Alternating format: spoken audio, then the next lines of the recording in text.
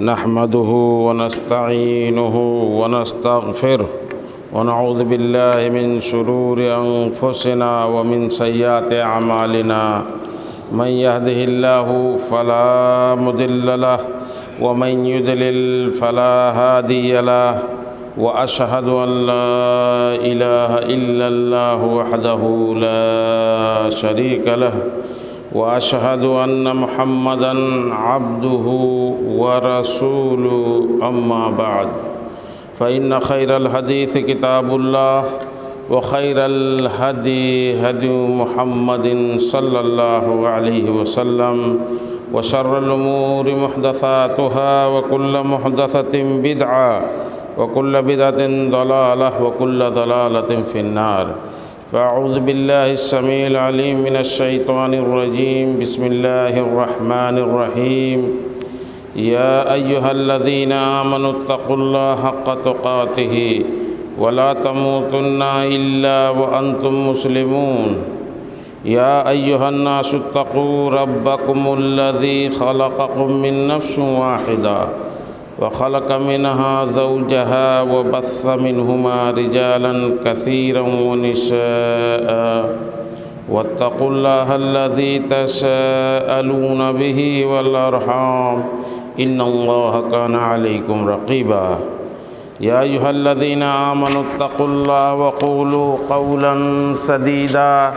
يصلح لكم أعمالكم ويغفر لكم ذنوبكم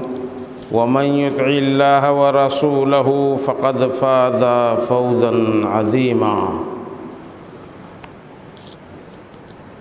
وقال تعالى في موضع آخر وإذ تأذن ربكم لئن شكرتم لأزيدنكم ولئن كفرتم إن عذابي لشديد وقال النبي صلى الله عليه وسلم يا معاذ والله إني أحبك فلا تدعن أن تقول دبر كل صلاة اللهم أعني على ذكرك وشكرك وحسن عبادتك رواه ابو داود حاضرین جمعہ، بزرگان دین، نوجوان ملت، اللہ رب العالمین کی تعریف، اس کی حمد و ثنا ہم جس قدر اور جتنا بھی کر سکیں وہ کم ہے کہ اللہ رب العالمین نے ہمیں بے شمار نعمتوں سے نوازا، وہ پیدا کرنے کی نعمت ہو، والدین جیسی نعمت مہیا کرنے کی ہو، اور ہماری نشو و نما کی نعمت ہو، ہمیں دنیا بھر کی جو کھانے پینے رہنے کی نعمتیں دیں وہ ہوں، اور سب سے بڑی نعمت جو توحید کی نعمت ہمیں ملی ہے، جو اسلام کی نعمت ہمیں ملی ہے، جو صراط مستقیم کی نعمت ملی ہے، یہ سب سے بڑی نعمت ہے۔ اسی نعمت کے بدولت ابھی اسی ہفتے میں ہم لوگوں نے اللہ اکبر یعنی اس نعمت کے عوض میں ہم نے جو تہوار منایا ہے، اپنا اسلامی تہوار، سال کا دوسرا اسلامی تہوار، وہ اللہ کی بڑائی، اللہ کی حمد و ثنا، اللہ کی کبریائی، یہی تو بیان کرتے ہوئے ہم عیدگاہ گئے، اور پھر لوٹتے ہوئے راستہ بدل کر کے پھر یہی تکبیر، یہی اللہ کی بڑائی، یہی اللہ کی حمد و ثنا کرتے ہوئے آئے۔ کیوں؟ اس لیے کہ یہ سب سے بڑی نعمت ہے توحید کی، صحیح منہج کی، صحیح عقیدے کی، اور اسی بنا پر ہمیں یہ خوشی اس ہفتے میں نصیب ہوئی۔ یہ جو خوشی ہمیں اس ہفتے میں نصیب ہوئی، جو عید اسلام کی دوسری عید ہے سال کی، یہ ہم نے منایا اور اللہ نے ہمیں وہ موقع عطا کیا۔ دنیا کے حالات، ملک کے حالات، روئے زمین کے حالات بہت خراب ہیں، لیکن ان سب کے باوجود اللہ نے جو ہمیں امن عطا کیا اور اس امن کے نتیجے میں ہم لوگوں نے یہ تہوار منایا، اپنی قربانیاں دیں، اللہ کے راہ میں عیدگاہ سے لوٹ کر کے سب سے پہلے ہم لوگوں نے اللہ کا تقرب حاصل کیا، خون بہا کر کے، جانور کی قربانی کر کے، کیونکہ اس دن کا سب سے افضل ترین عمل اللہ کو جو پسند ہے سب سے زیادہ وہ خون بہانا، احراق الدم، خون کا بہانا، وہ کام سب ہم لوگوں نے کیا امن کے ساتھ، شانتی کے ساتھ۔ وہ ماحول اور وہ موقع اللہ نے ہمیں میسر کیا کہ ہم نے یہ تہوار ادا کیا۔ اب تہوار ہو گیا ہے، اس تہوار کے بعد ہمیں کیا کرنا چاہیے؟ جب بھی کوئی نعمت ملے، کسی نعمت سے اللہ نوازے، تو اس نعمت کے بعد مومن کا سیوا کیا ہونا چاہیے؟ شریعت اسلامیہ اور جس اسلام کے ہم لوگ ماننے والے ہیں، وہ اسلام ہمیں کیا گائیڈ کرتا ہے، کیا رہنمائی کرتا ہے؟ وہ اسلام ہمیں یہ سکھاتا ہے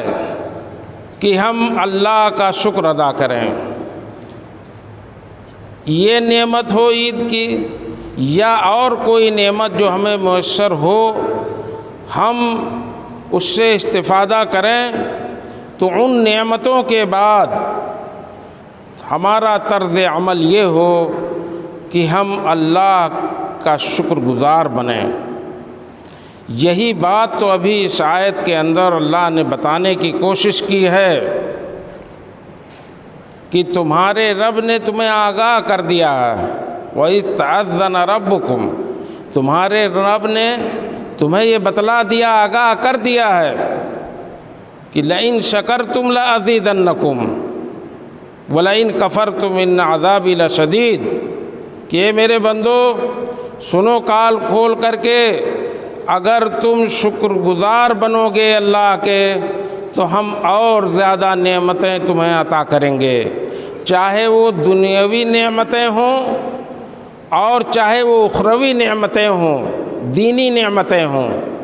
سب کے بارے میں اللہ کا یہ وعدہ ہے کہ اگر تم شکر ادا کرو گے تو ہم نعمتیں اور دیں گے، اور بڑھائیں گے، زیادہ کریں گے۔ لیکن یاد رکھو وَلَئِن كَفَرْتُمْ، اگر تم نے شکر ادا نہیں کیا، تم نے کفران نعمت کی، تو اللہ نے دو ٹوک انداز میں کہہ دیا اِنَّ عَذَابِي لَشَدِيدٌ، تو میرا عذاب بھی بہت سخت ہے، میرا عذاب بھی بہت سخت ہے۔ اور اسی معنی میں اماں عائشہ رضی اللہ تعالیٰ عنہ کی وہ روایت ہے، بخاری مسلم کی متفق علیہ روایت ہے، اللہ کے نبی اماں عائشہ فرماتی ہیں کہ جب نماز پڑھتے تھے راتوں کو اور کھڑے ہوتے تھے، تو کھڑے ہونے کی وجہ سے آپ کے پاؤں میں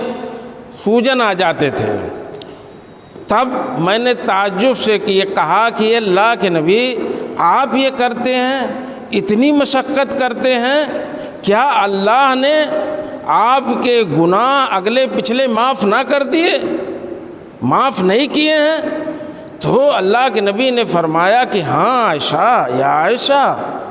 افلا اکون عبدا شکورا، اے عائشہ کیا تم نہیں چاہتی ہو کہ میں اللہ کا شکر گزار بندہ بنوں؟ اللہ نے ہمیں وہ اعزاز دیا کہ نبیوں کا سردار بنایا، خاتم النبیین بنایا، رحمت للعالمین بنایا، پیغمبر ہمیں بنایا، اپنے ان تمام روئے زمین پر اپنے بندوں میں میرا انتخاب کیا، تو میں اللہ کا شکر گزار بندہ نہ بنوں؟ یہ تو شکر گزاری ہے، گرچہ ہمارے گناہ معاف ہو گئے تو میں شکر گزار بندہ نہ بنوں؟ یہ اللہ کے نبی جناب محمد الرسول اللہ صلی اللہ علیہ وسلم نے اماں عائشہ کو جواب دیا۔ تو سب کا شیوا یہی ہے، یہ درس ہے اس امت کے لیے، مسلمانوں کے لیے، کہ جب کوئی نعمت ملے تو اس نعمت کے پاداش میں، اس کے بدلے میں ہمیں اللہ کا شکر ادا کرنا چاہیے۔ ابھی ایک اور روایت پڑھی گئی خطبے میں، ایک حدیث اللہ کے نبی جناب محمد الرسول اللہ صلی اللہ علیہ وسلم کی یہ وصیت کہی جاتی ہے۔ ابو داؤد کی روایت ہے، کس کے لیے؟ حضرت معاذ ابن جبل رضی اللہ تعالیٰ عنہ، معاذ کے لیے۔ اللہ کے نبی صلی اللہ علیہ وسلم نے فرمایا کہ یا معاذ، اے معاذ، واللہ انی لأحبک، اللہ کی قسم میں تم سے بہت زیادہ محبت کرتا ہوں معاذ، اور اس محبت کی وجہ سے میں حریص ہوں، میں چاہتا ہوں کہ تمہیں کچھ قیمتی باتیں بتاؤں۔ تو اللہ کے نبی صلی اللہ علیہ وسلم نے کیا بتلایا؟ کہا کہ معاذ میں تم سے بہت زیادہ محبت کرتا ہوں اللہ کی قسم، تو دیکھو فلا تدعنا، تم ایسا کرنا کہ کبھی مت چھوڑنا، کبھی ہرگز مت چھوڑنا، دبر کل صلاۃ، ہر نماز کے بعد جب نماز پڑھ چکو، ان تقول، یہ تم کہو، اللہم اعنی علی ذکرک و شکرک و حسن عبادتک، اے اللہ تو میری مدد کر، علی ذکرک، اپنے ذکر پر، کہ میں تیرا ذکر کر سکوں، و شکرک، اور اس پر اے اللہ تو میری مدد کر کہ میں تیرا شکر گزار بندہ بنوں، نہ شکرہ نہ بنوں، شکر ادا کر سکوں، وہ حسن عبادت، اور حسن عبادت یعنی اچھی طرح سے میں تیری عبادت کر سکوں، اے اللہ اس پہ میری مدد فرما۔ یہ سکھایا تھا، یہ وصیت کیا تھا اللہ کے نبی جناب محمد الرسول اللہ صلی اللہ علیہ وسلم نے حضرت معاذ کو۔ ابو داؤد کی روایت ہے، تو اللہ کے نبی صلی اللہ علیہ وسلم یہ سکھاتے تھے اپنے صحابہ کو، اور امت کو بھی یہ درس دیا ہے۔ قرآن اور حدیث کی روشنی میں جب ہم ڈھونڈیں گے چیزوں کو تو یہ پائیں گے کہ اللہ نے ہمیں حکم دیا ہے، اللہ کے نبی جناب محمد الرسول اللہ نے ہمیں یہ سکھایا ہے کہ جب کوئی نعمت ملے تو اس نعمت کے بدلے میں تم اللہ کے شکر گزار بندے بنو، شکر گزار بندے بنو، ایسا نہ ہو کہ ناشکرے ہو جاؤ۔ اور یہی تو اس دین کی روایت، دین حنیف کی روایت، وہ انبیاء کا دین ہو، تمام انبیاء کا، حضرت آدم سے لے کے نوح تک، نوح سے لے کر کے اور پیارے نبی جناب محمد الرسول اللہ صلی اللہ علیہ وسلم تک، سب نے یہی کیا ہے اور یہی سکھایا ہے۔ جن کے یاد میں ہم لوگوں نے یہ قربانی منائی، قربانی کا یہ تہوار جس کی سنت قرار پائی ابراہیم علیہ السلام کی، ان کا واقعہ سنیے۔ جب چھوڑ کر کے جا رہے ہیں، اور روایتوں میں آتا ہے کہ کعبہ کی تعمیر جب مکمل کر لیے، تب یہ دعا اللہ رب العالمین سے کہا، ربنا انی اسکنت من ذریتی بواد غیر ذی زرع عند بیتک المحرم ربنا لیقیموا الصلاۃ، اے اللہ میں اپنے بیوی بچے کو تیرے اس محترم گھر کے پاس، خانہ کعبہ کے پاس چھوڑ کے جا رہا ہوں تاکہ وہ نماز قائم کریں، تاکہ وہ نماز قائم کریں۔ فَجْعَلْ أَفْئِدَةً مِّنَ النَّاسِ تَهْوِي إِلَيْهِمْ، تو اللہ دعا کرتے ہیں کہ کچھ لوگوں کے دلوں کو اللہ تو مائل کر دے ان کی طرف جن کو میں چھوڑ کے جا رہا ہوں اپنے اہل و عیال کو کہ وہ آ کر کے یہاں آباد کریں۔ یہ غیر آباد جگہ ہے، یہاں آدمی نہیں ہے، یہاں سایہ نہیں، یہاں کھانے پینے کی چیزیں نہیں ہیں۔ تو اے اللہ ایسا کر کہ تو کچھ لوگوں کے دلوں میں یہ ڈال دے، ان کے دلوں کو مائل کر دے کہ وہ مکے کی طرف آئیں اور مکے میں رہنا شروع کریں، آباد کریں۔ وارزقہم من الثمرات، اے اللہ ان کو، میرے بال بچوں کو اور جو یہاں ٹھہریں مکے والوں کو پھلوں کی روزی دے۔ اور پھر ابراہیم علیہ السلام نے کہا لعلہم یشکرون، تاکہ وہ تیرا شکر گزار بندہ بن سکیں، تاکہ تیرا شکر ادا کر سکیں۔ اے اللہ جب تو اتنی نعمتیں کرے گا تو وہ تیرے شکر گزار بندے ہوں گے۔ تو شکر ادا کرنا، ابراہیم علیہ السلام نے فوراً کہا لعلہم یشکرون، تاکہ تیرا شکر ادا کر سکیں۔ اللہ تو اتنا کرم کر دے ان پر۔ اور یہ سمجھ لیجئے اس میں ایک اور نکتہ ہے اس آیت کے اندر، ابراہیم علیہ السلام نے جو دعا کی وہ آخرت کی دعا کی، اپنے بال بچوں کے لیے، اپنی بیوی اور اپنے بچے کو چھوڑ کے جا رہے تھے۔ تو یہ نہیں کہا کہ اللہ پہلی فرصت میں دنیا نہیں مانگا ان کے لیے، نہ، ابراہیم علیہ السلام نے کہا کہ میں چھوڑ کے جا رہا ہوں تیرے محترم گھر کے پاس، لیقیموا الصلاۃ، اے اللہ تاکہ وہ لوگ نماز قائم کریں، اپنی آخرت سنواریں۔ تو آخرت کی دعا کی پہلے ابراہیم علیہ السلام نے، پھر اس کے بعد میں کہا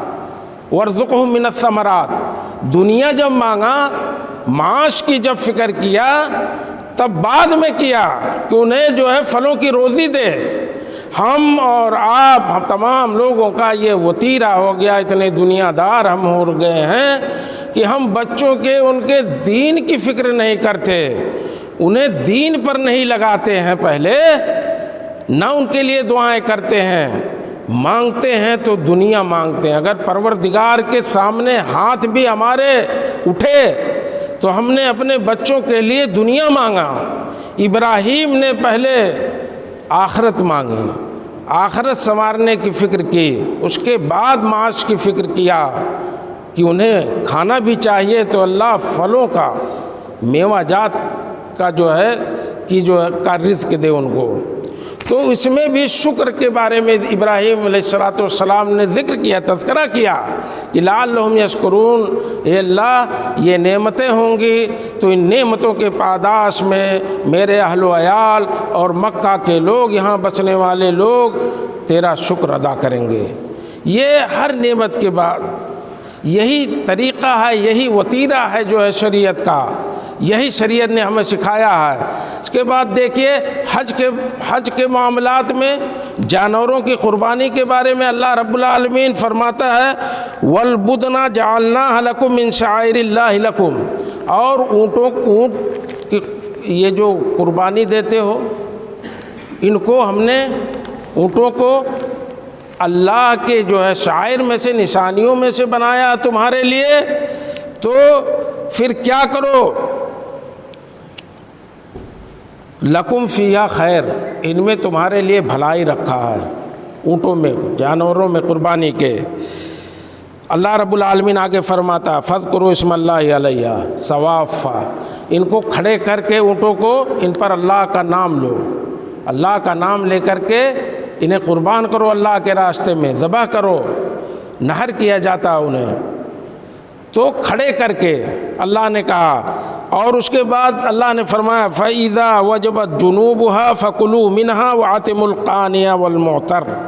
اور جب وہ زمین پر گر جائیں، یعنی جب ان کی روح پرواز کر جائے ان قربانی کے اونٹوں کی، تب ان سے تم کھاؤ، خود کھاؤ اور انہیں کھلاؤ۔ قانع، وہ مسکین جو سوال نہیں کرتے، جو ہچکچاتے ہیں مانگنے سے لیکن مسکین ہیں، اللہ نے وضاحت کی ہے ان مسکینوں کو کھلاؤ جو تم سے مانگتے نہیں ہیں، وہ پاک دامن لوگ ہیں، وہ مانگنا پسند نہیں کرتے ہیں، لیکن ان کی حالت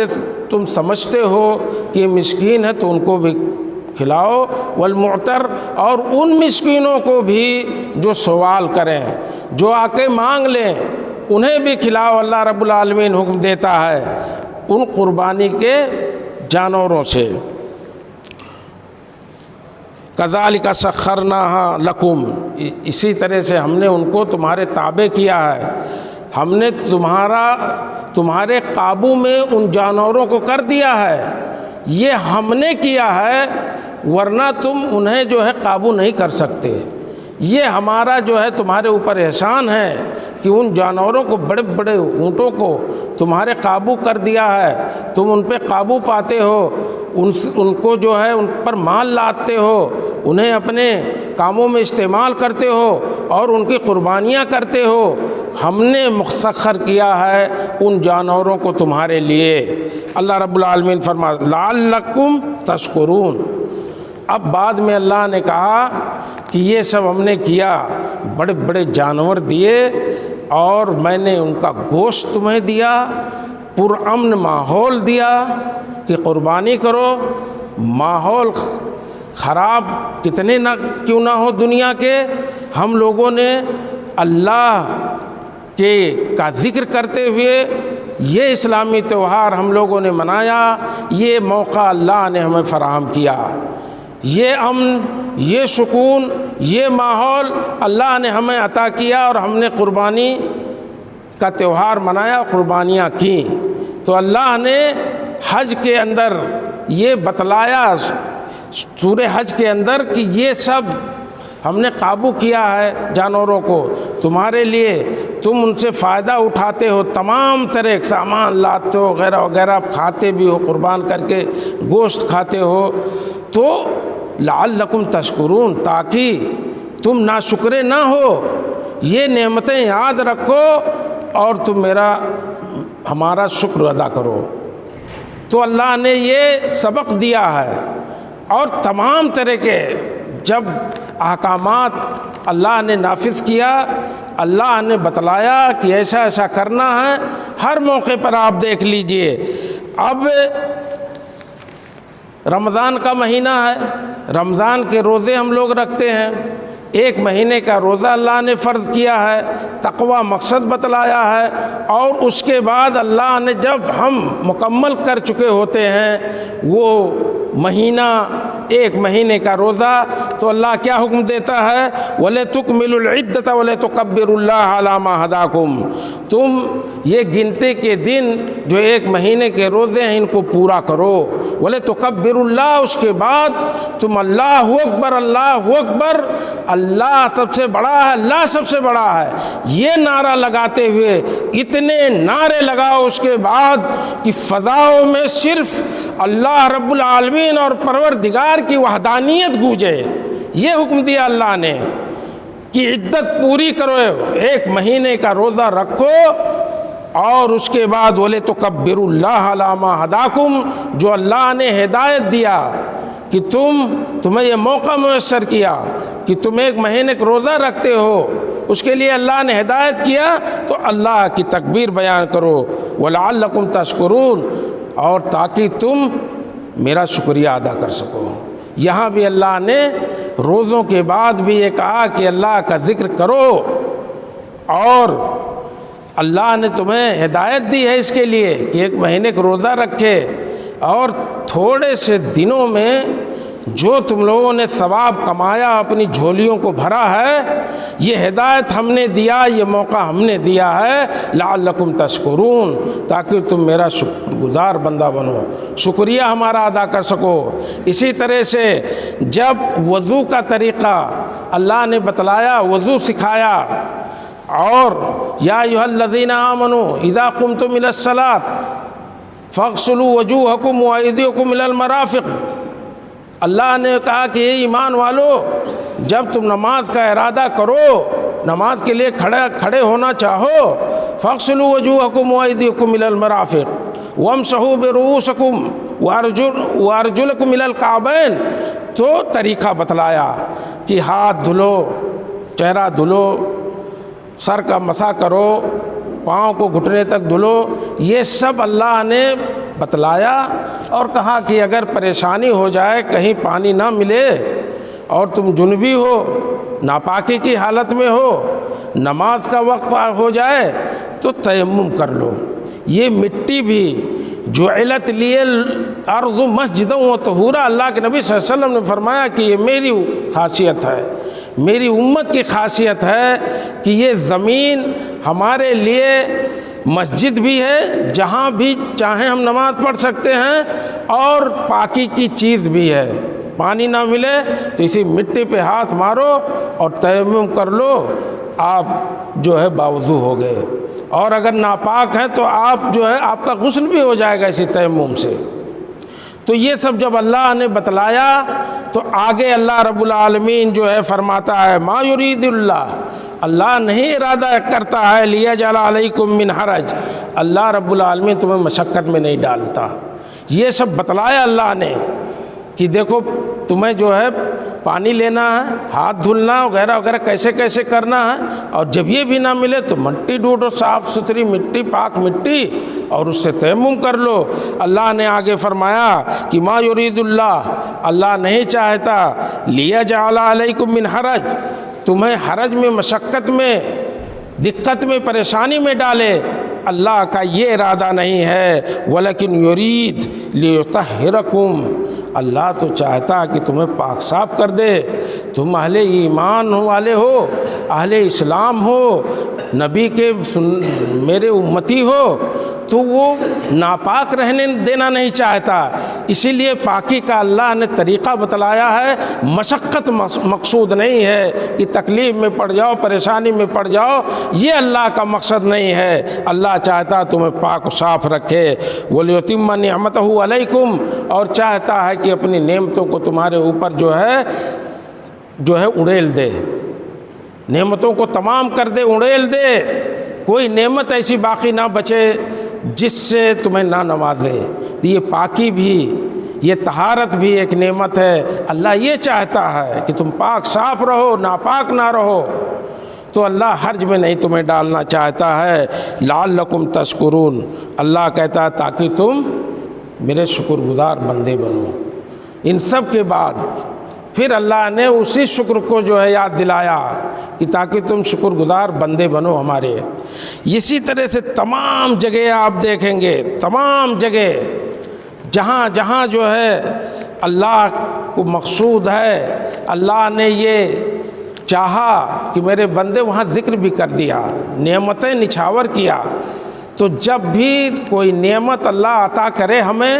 وہاں شکر گزار ہونا چاہیے۔ اللہ رب العالمین فرماتا ہے کہ وہ قلیل من عبادی الشکور، میرے بہت کم بندے شکر گزار ہیں۔ یہ کس سندرب میں اور کس تناظر میں اللہ نے فرمایا؟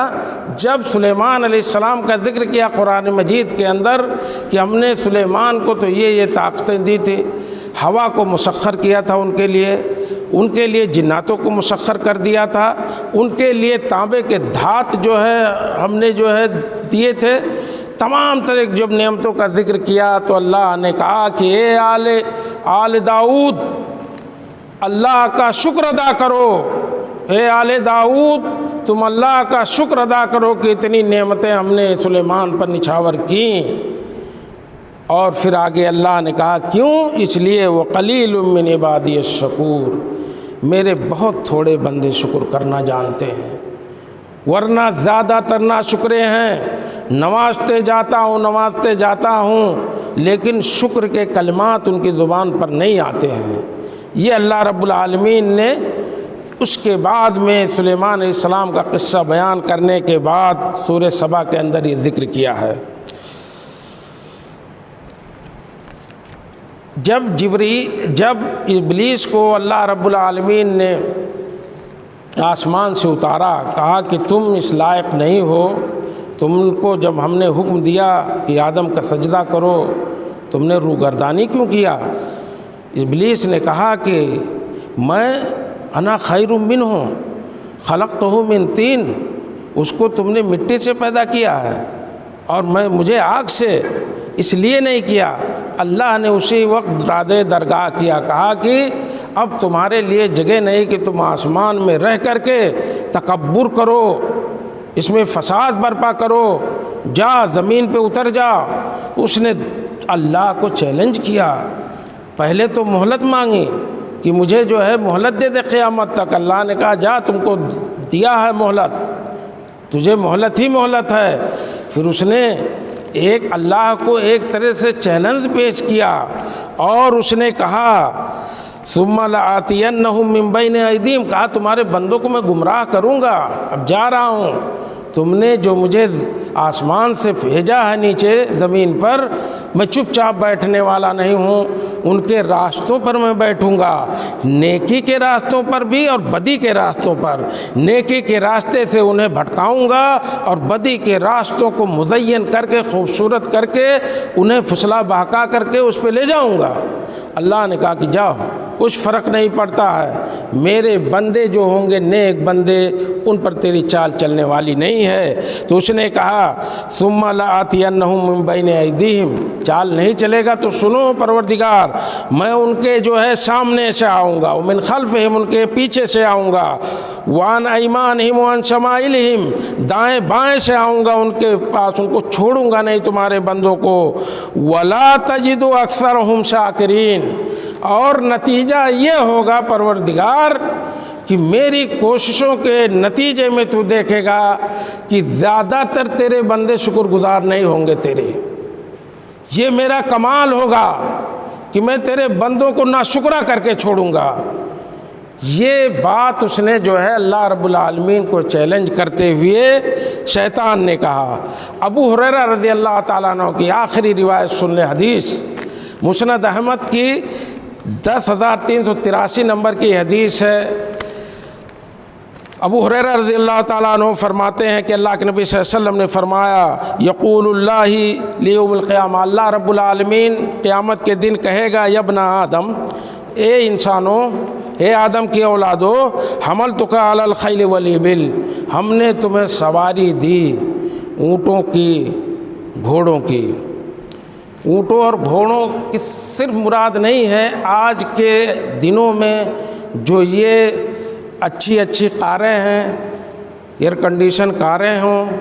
یا جو ہے ہوا میں فضاؤں میں اڑنے والی وہ سواریاں ہوں جنہیں ہوائی جہاز کہا جاتا ہے، یہ سب اس میں شامل ہیں۔ اللہ کہے گا قیامت کے دن کہ اے ابن آدم، ہم نے تمہیں سواریاں دیں، اور وزوجتک النساء، عورتوں سے ہم نے شادیاں کرائیں، تمہیں جو ہے بیویاں مہیا کیں،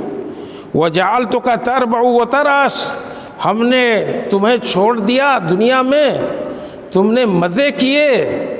خوب اچھے سے بیٹھ کر کے تم نے زندگی گزاری،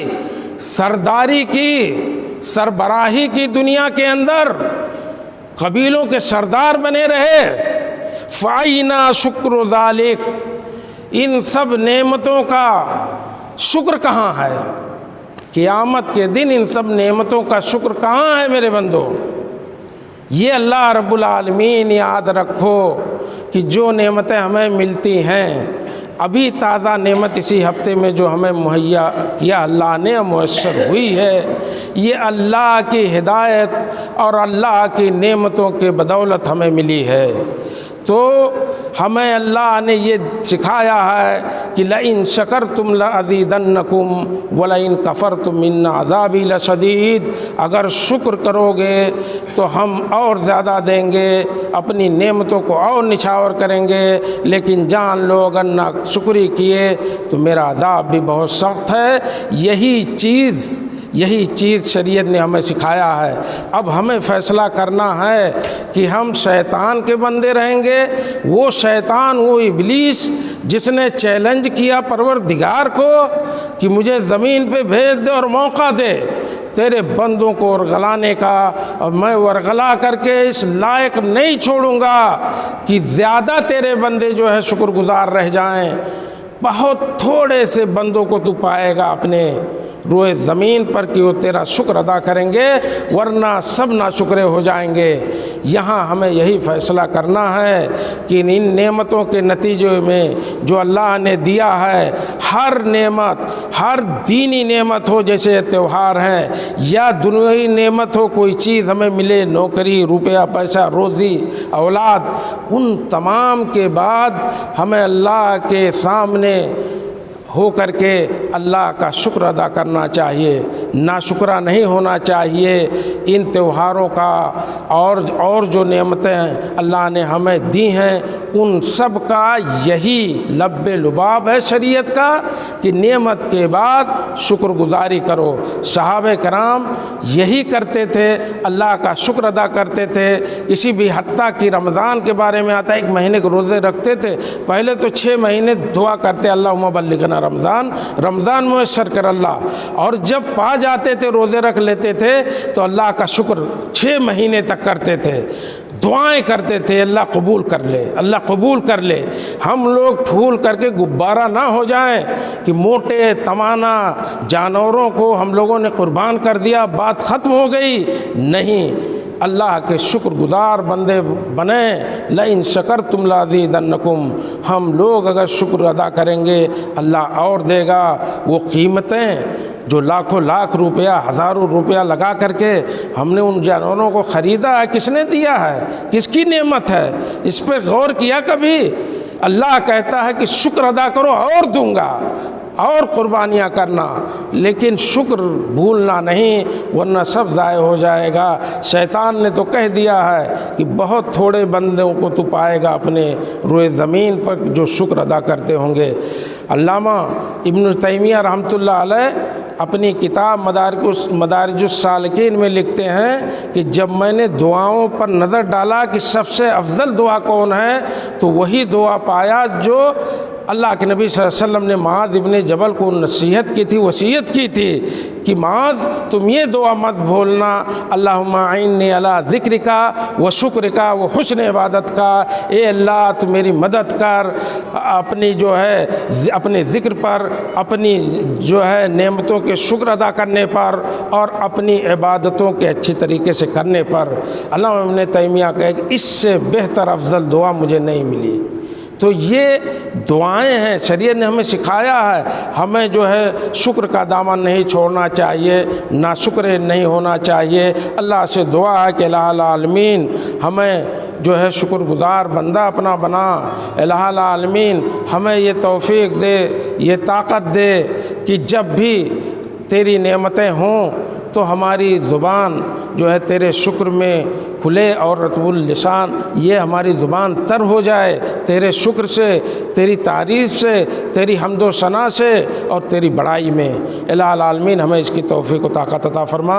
وآخر دعوانا ان الحمد للہ رب العالمین وصلی اللہ علی نبینا محمد۔ بارک اللہ لی ولکم فی القرآن العظیم ونفعنی وإیاکم بالآیات والذکر الحکیم، انہ تعالی جواد کریم الملک البر الرؤوف الرحیم۔